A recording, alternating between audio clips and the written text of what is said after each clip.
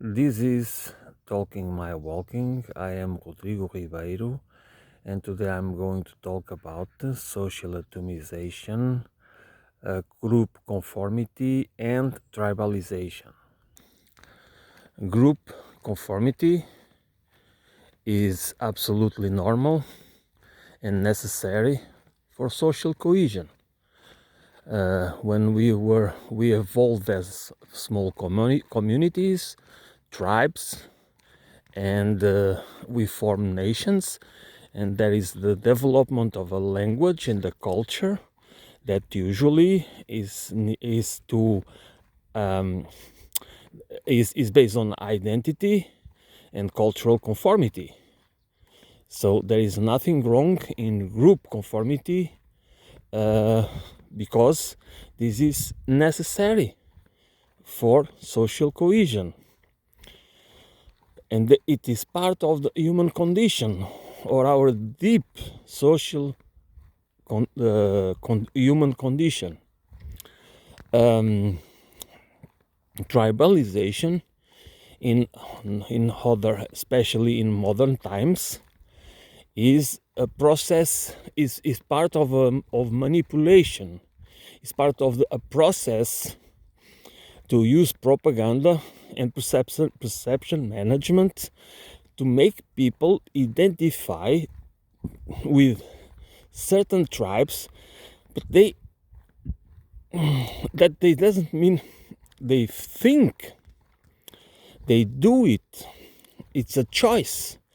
And of course, there is always something called preference. We have preferences, we develop, we do not have them, we develop preferences that, of course, influence our choices, the process of choosing, I'm sorry. And if we try, as so many supposedly scientists and academics, which means authorities in certain fields, when they try to explain that the reason why in complex societies people need, because there is this ancient need, as part of our need to belong to a group, to identify with a tribe, and all these evolutionary, using evolutionary psychology or evolutionary biology or evolutionary sociology or whatever, or other theories that trying to explain, they obscure the what really matters. That is part of the machine, the web of deceit. And this is important to understand. Whether this is not conspiracy theories, we do live the systems, the societal systems, and the kind of culture we have is a web of deceit. And this is a web of deceit for control. And there are many techniques that are part of this web of deceit.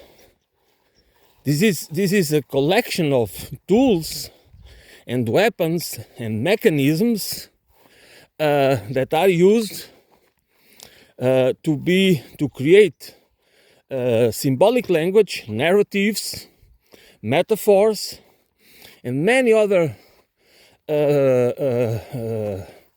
tools that do in order to create the environment, the socio-cultural environment that makes possible to us believe that everything we do is out of free choice. We are all aware that propaganda is everywhere. Propaganda, deception, manipulation is all around us. But at the same time, we believe that we are able to navigate through it, to keep our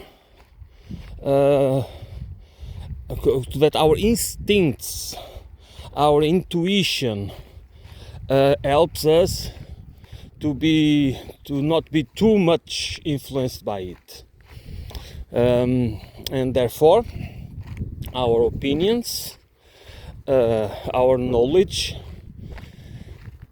what we know about reality, what we know about ourselves, is might be affected by it, but not in ways that we do not understand the reality and the truth about or the truths about that reality.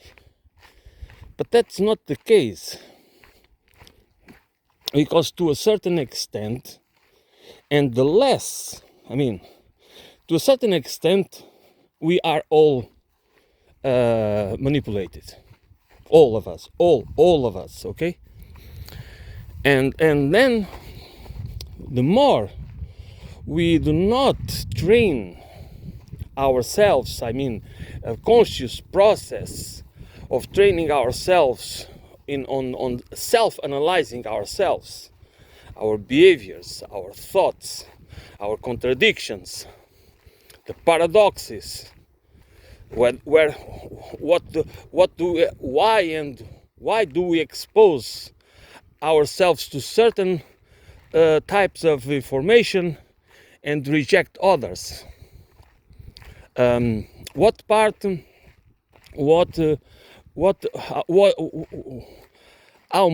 is the role of emotions in this process of bonding to certain ideas, ideologies, and narratives, and explanations and justifications and whatever? We need, the more we analyze, there is a process of self-analysis that we need. This is a process, and again I have to emphasize this: a process is something that we keep. It's not something that we do once in a while. No, it's something that we apply to us with the same regularity or constancy as the people that really want to keep in physical shape, then go to gym or whatever they do. This is the same. This is not about exercise, as some people say, exercising the brain as a muscle. No, the brain is not a muscle, okay?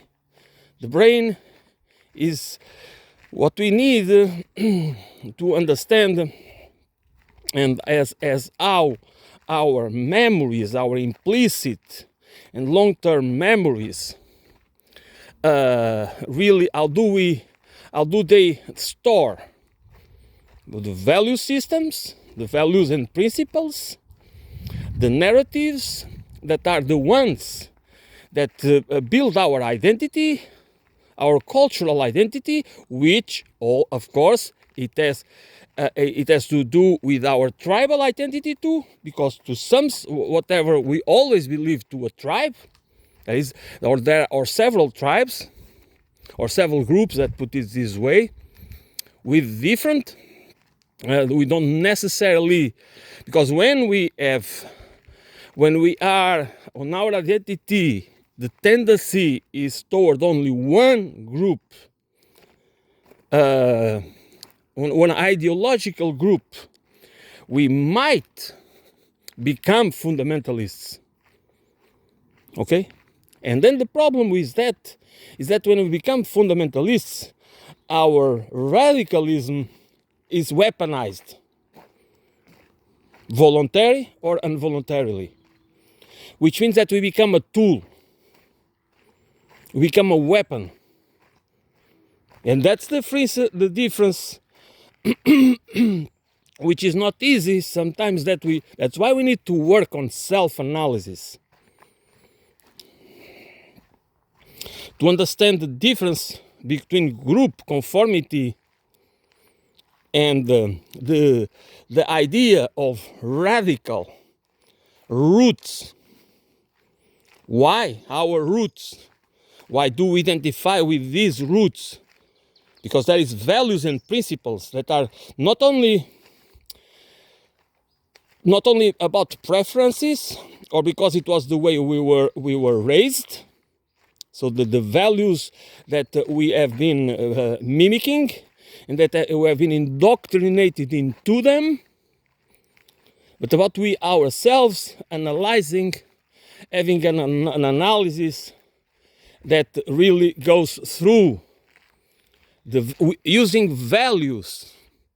What kind of values do we really cherish?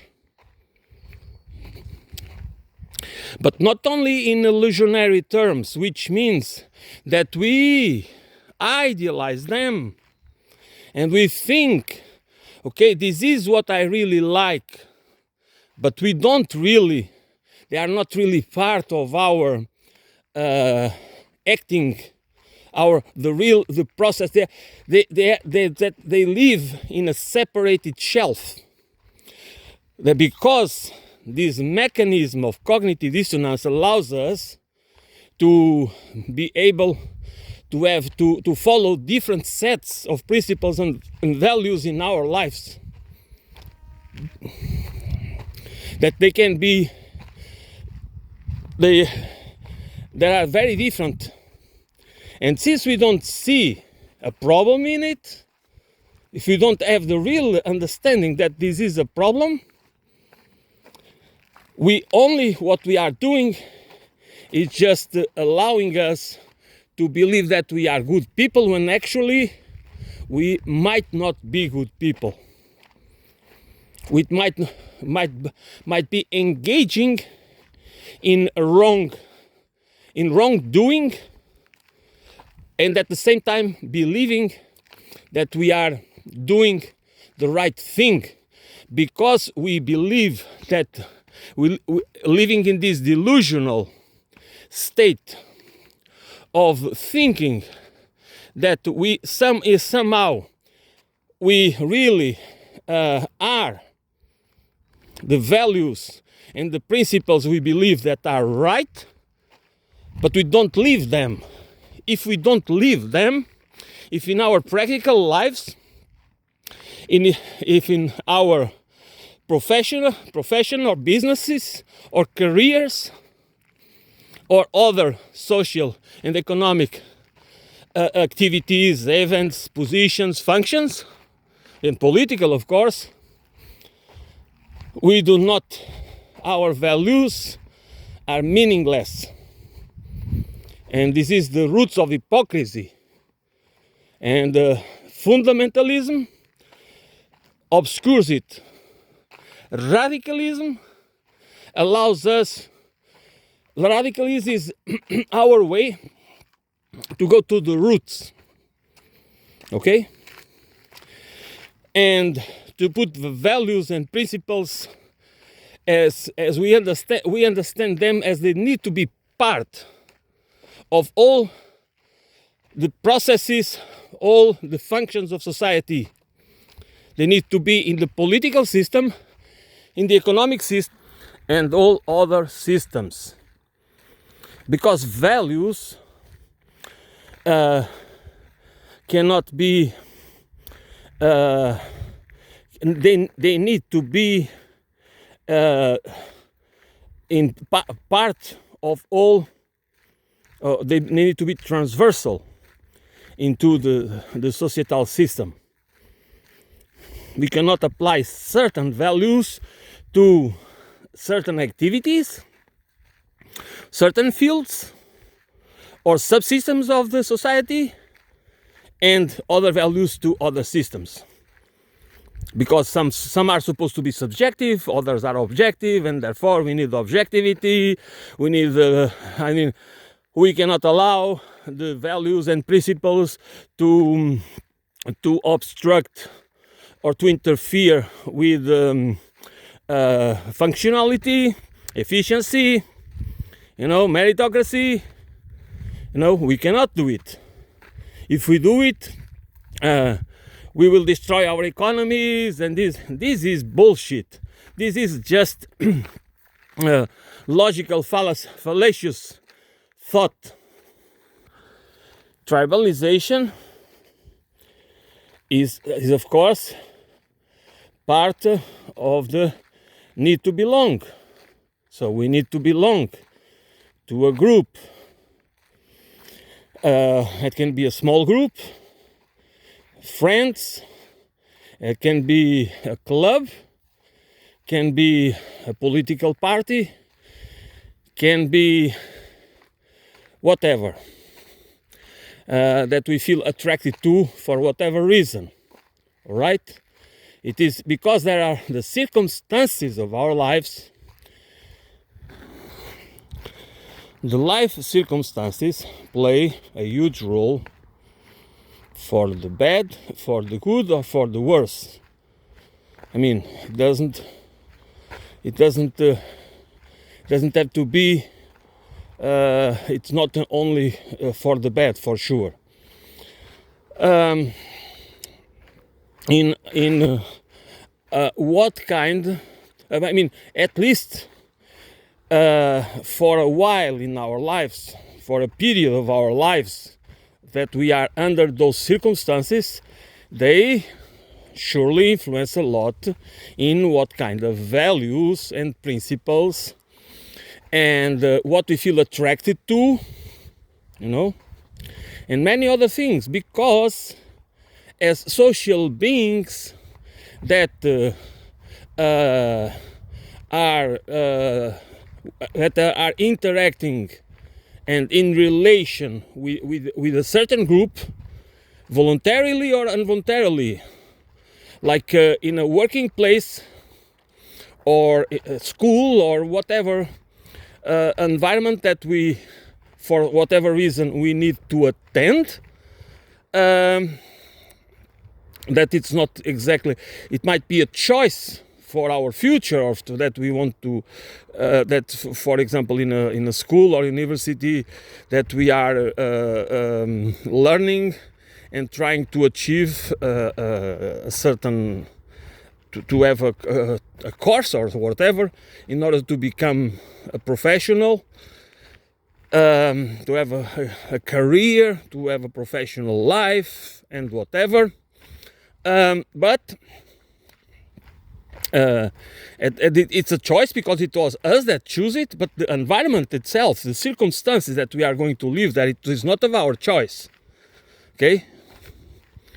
But they affect us. They are going to have, so there is no such thing as a self-made man if you do not take into account the circumstances of life, the political, economic, professional, family, friends, whatever they are, war, all factors, all variables are included, and they affect. They are part of our lives. They are part of our choices. They are part. They just become. We do not evolve alone.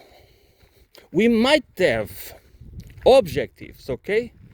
We might be sure that we, for whatever reason, we might be sure that we want to become a doctor, or we want to become a painter, or we want to become a policeman, or a journalist, or I mean whatever it is, okay? Because of our tendencies and influences and our natural the personality traits or whatever, but nevertheless, this is we can never separate it from our circumstances, because even just think about that you, if in order to have the notion what the painter or a doctor or a police or police agent or what, I mean, it doesn't matter. You need to know. We need to know that those things exist. Your knowledge about it and your identity about it doesn't come. You have your natural tendencies, which means that you have your innate tendencies.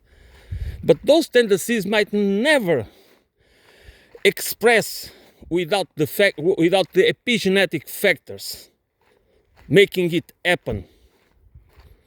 Okay, so this is very important to understand. So the problem is not because we identify with a group, as we always do. That we have our group of friends, and there are several reasons why we we form a group of friends. But if you don't feel comfortable, I mean, it doesn't make any sense to belong to a group of friends unless there is the need to belong to that group, and for whatever reason you want to be part of it, even if you don't feel truly comfortable there. But if you don't have alternative, for example, you might think that it's better to keep, or you might not even think about it. You just keep it that way, because we never reflect. That's one another problem. Most of the time we don't have again a self-analysis about what's going on with our lives. There are two things that our culture do not teach us. Critical thinking. Not only two things. Let me explain it. Critical thinking, generally speaking, okay. System analysis thinking, or complex systems analysis thinking, and critical analysis, self-analysis. And the interesting thing about all these concepts, that we do understand them intellectually, but we do not apply them. And they are extremely necessary to navigate all the perception management, the propaganda, I mean, to debunk, to have a critical perspective, because the depth,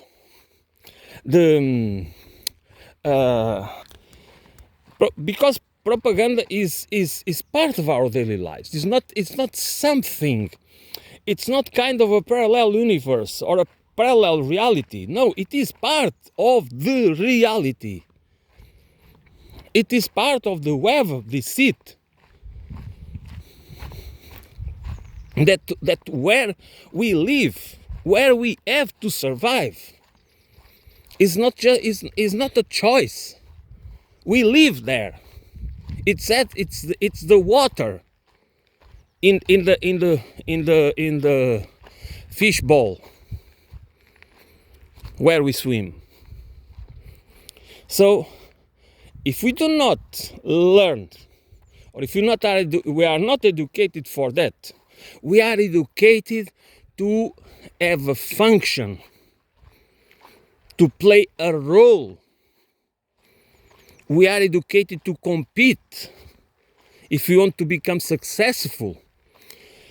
We are, educated for, because we live in this system, is in hierarchical system that makes us believe that we need to compete for whatever role we want to play in this game. And sometimes we even believe that the game is not rigged, which is not true. And then one of the role of corporative thought, and that's group conformity again, that once you really feel part of the tribe, okay, we just feel the need to defend the tribe. But the tribe is not yours. That tribe is not a process, part of a process where you, together with the other people that are part of the tribe, build it. Like in the normal tribe, a small group of people together, that the cultural identity of that tribe and the group conformity of that tribe was built together, part of a collective process. But the tribalization in modern times, in our societies, in complex societies, the tribes that we are supposed to belong, defend, or even die for, they are not created by us. You know? They are created by others. And we need to understand what's the purpose of it. You know? When you have, for example, a small football club group in your hometown, all right? You have the idea, you know the people there, okay? That is, you belong to a club where it is natural that you belong to that club because you know the people, you know the customs, you know the traditions. There is an identity, a natural identity. But when you belong to a group that is owned by oligarchs, might even be owned by foreign oligarchs, okay? That is just a machine to make profit or for money laundering. And you make stars, again, another feature of the culture of spectacle, the culture of transforming celebrities into role models for the rest of us. And you believe, you feel a strong bond with that club that has nothing to do with your life. They could not care less about you as a person, as a citizen, as an individual. But they want your bond because they are exploiting it. That's the main thing. They are using you for economic purposes, but also for control, for social control. And when people, it's like the old communists would say, that is the religion and football and thing is the opium of the... It is true. You might not understand it. Because again, you believe it is your choice. And you feel that strong bond. It was you that built it. Okay? There was the active process. They don't want you to have political agency or economic agency. They don't want you to instigate, to stimulate that agency that allows us to build these strong bonds, strong emotional bonds, or I like to call them cognitive affective bonds, because they are not merely emotional nor cognitive, they are both, because there is always ideas and concepts around it as well, values, and this is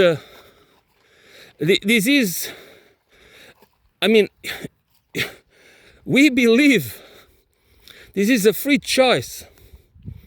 It involves our free choice. It involves our free ability to pick from different choices.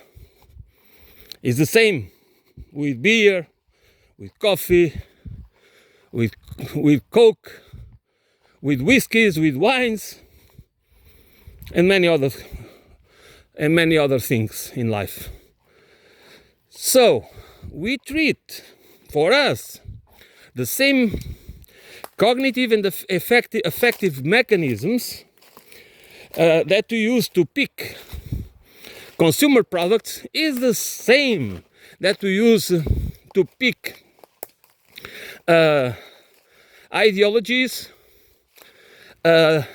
Because we pick ideologies, sometimes not because of the ideologies themselves, from the value, the intrinsic value of those ideas, of the ideas implied in the ideology, but because of the group conformity, how the group is designed and presented, and the circumstances as well, it can has a huge influence on the process of us to bind with them, who feel comfortable.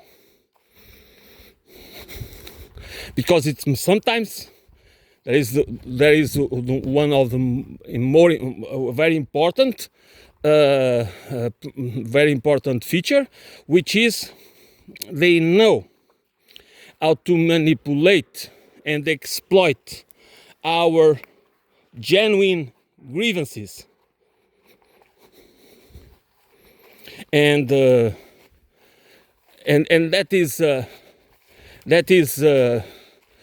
is or our needs, not only is political parties, for example, but for other purposes, economic purposes, and other types of manipulation. They know how to do it. Our needs, our fragilities, our weaknesses, and that's why this tribalization in complex societies is a form of social control, is a social of manipulation that and manipulation, control, division. That's nothing to do. I mean, I'm not. When the scientists or whoever it is, they tell us this is because we need to belong. That's true. But we need to go further than that in the understanding. Because there is one thing that we need to understand. That it might be true that we still have the features, the evolutionary features that allows that are more that we can be more. It would be more. It would be easier for us to live in small groups. Okay, which is true. There is too much to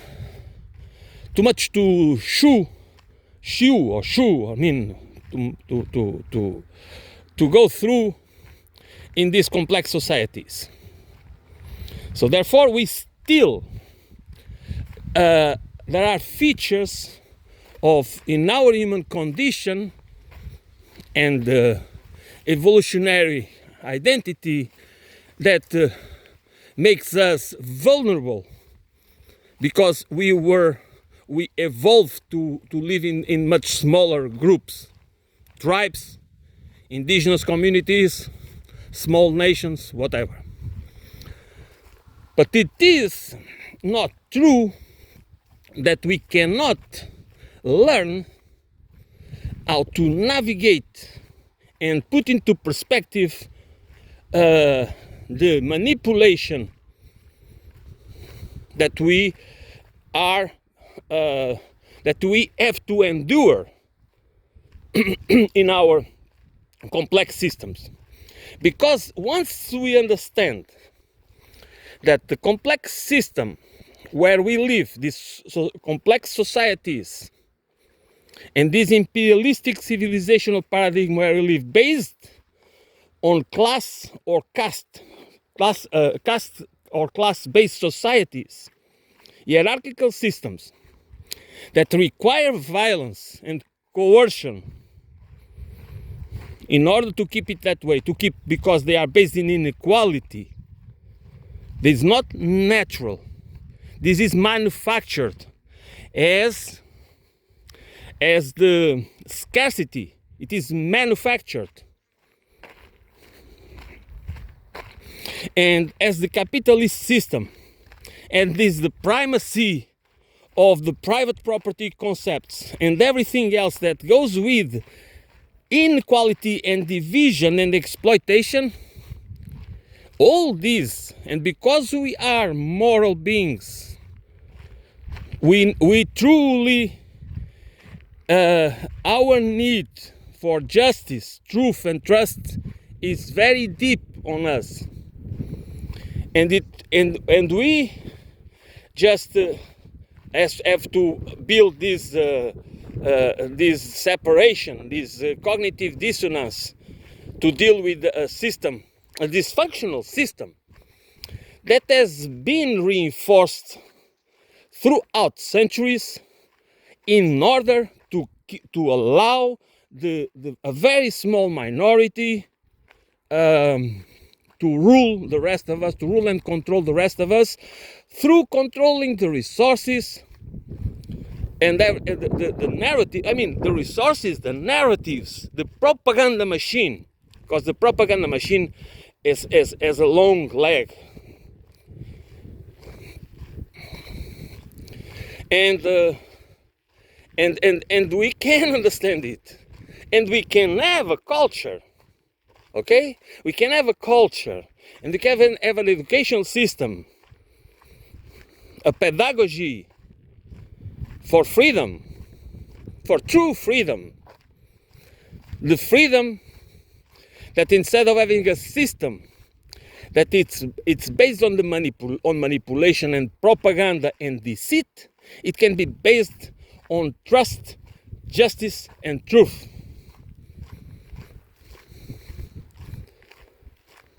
And that's the educational system.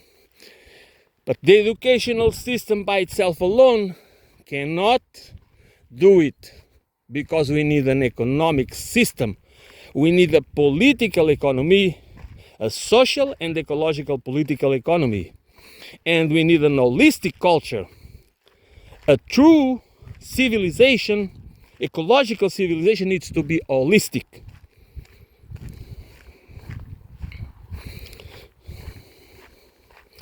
And this is why we need a comprehensive understanding. We need to put together these pieces of the puzzle in order to understand why things matter. Because we live today, or part of, we are pushed into tribalization or into social atomization for control. I mean, one thing is that your choice, that you choose solitude because you don't want, you don't want to waste your time. You don't want to be exposed to the bullshit, to swimming, literally swimming in bullshit. If you live in a city, or even if you live in other places, but especially in cities, people are, and they don't understand it, people are just swimming in bullshit. For mindless consumerism, for shallowness, for celebrity, for followerism, not, and to I mean, to build a fake identity. That's what people are driven into. To build fake identity. To confuse style with substance.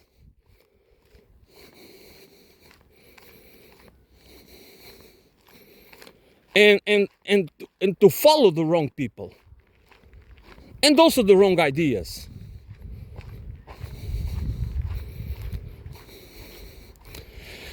And either you, according to your character and personality, you might have the tendency to go into isolation, or also the circumstances of your life and of your particular culture. You might feel the tendency for social atomization, to isolate yourself, or to become part of a tribe and become a fundamentalist because you don't understand the roots. It's good to be radical.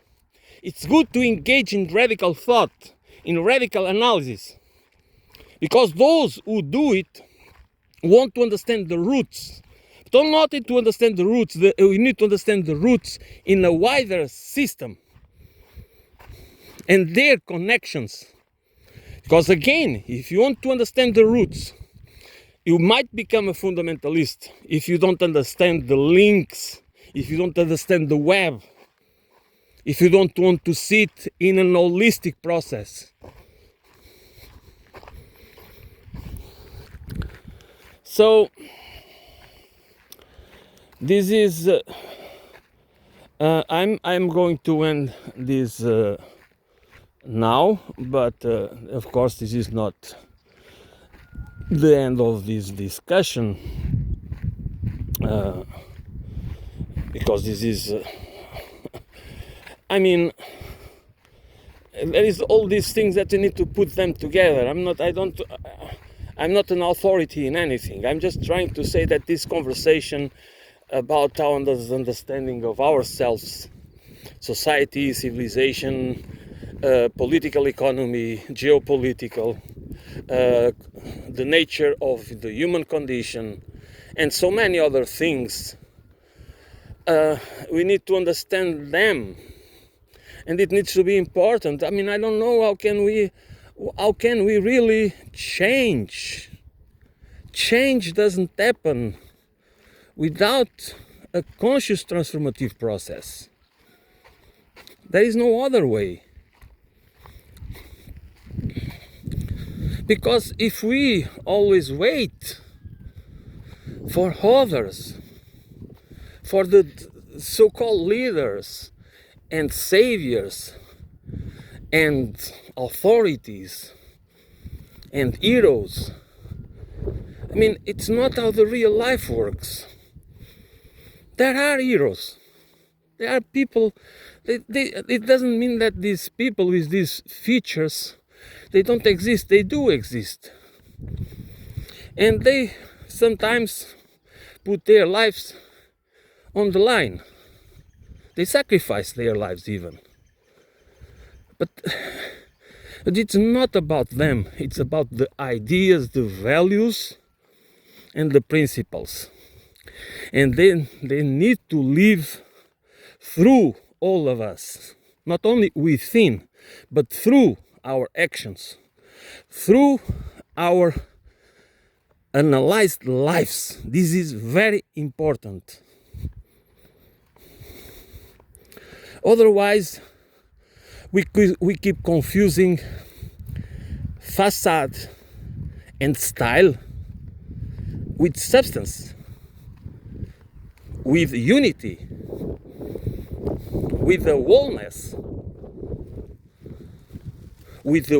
of life. And if you want to understand the really value, the intrinsic nature of spiritual life, you need to understand the role of truth, justice, and trust in your own life. Physical life, your life, the life of your mind and your body together. Do not separate it. Do not engage in this and this mentality of separation. Think in unity. Do not devalue the material life, the physical life, the body. There is no mind without the body. This is already a mistake when you start to believe in the existence of this separation. This is, if you want to be an holistic and you think about life in the web of nature, and also there is no such thing as culture versus nature, but culture in the web of nature, you will see the wholeness, the unity, the holistic process. And then you see that there is no point in creating these divisions and thinking and having these cognitive processes and cognitive affective processes based on up and down, inferior and superior, an hierarchy. And you already have your the lenses you use is always a lens with the hierarchies. Not you don't, and as if this bacteria is inferior than human life. Why? Why is it inferior? In the end, probably bacteria will survive and the human race might become extinct. So who is more important? Why this form of life? What is the form of life superior or inferior? I mean, and most of us just go throughout our lives without understanding this manipulation. That is part of a culture of domination, a culture of the dehumanization, a culture of the wrong cultural, social cohesion and cultural conformity. That's why we create this tribalization. We don't create identity based on principles and values that we really esteem, that we know for sure they bring dignity to life. No. We are pushed into this or driven into these tribalization processes based on manipulation and separation for control, for exploitation. And we need to understand it. This is not about hating, it's not about hate, okay? This is about understanding the mechanisms, the nuanced or subtle mechanisms through which we are controlled. There is no democracy. It only exists that manage democracy. Because the most important thing they do is to manage our minds, our thoughts, our identity, how we perceive ourselves and the world. And they do it with consistency. Of course, as they do it while giving us the illusion of diversity and plurality and progress, and allow us to be conservatives or progressives or this or that. but they don't allow us to be free in the true sense of the word and to develop meaningful lives in a totally different way. Okay, I'm going to end this now. Sooner or later I'll be back to this subject. Thanks for listening. I will be back soon.